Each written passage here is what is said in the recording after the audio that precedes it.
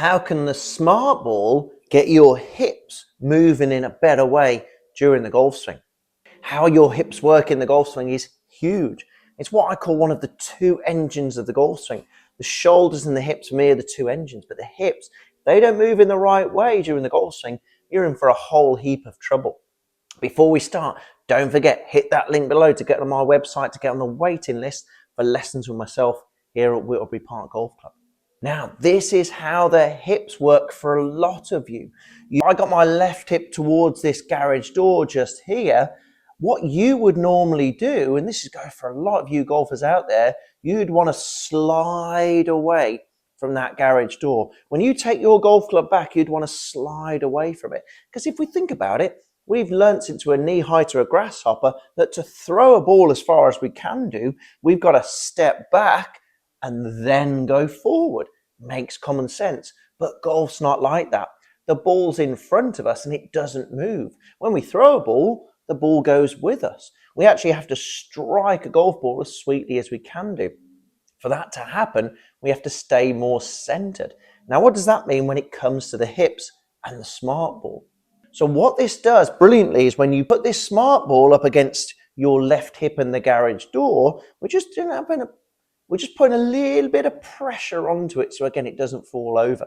So what we've got to try and do now is feel that to rotate those hips, you've got to make sure that that ball stays same pressure between left hip and garage door. You'll notice how the ball rolls down a little bit more towards left glute rather than anything.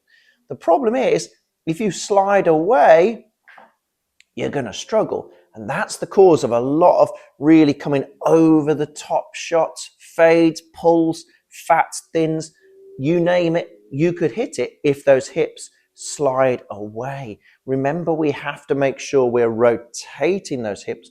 We don't want to slide those hips away.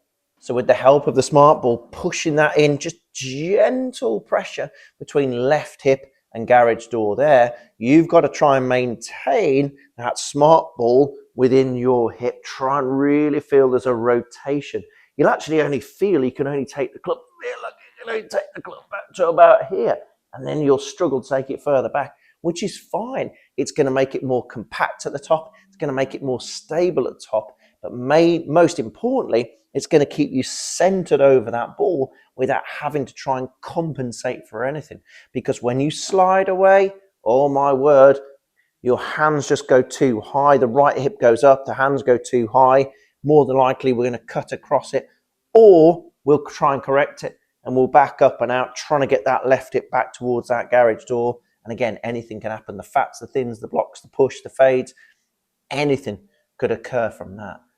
So make sure you're turning your hips, feeling this rotation as opposed to slide.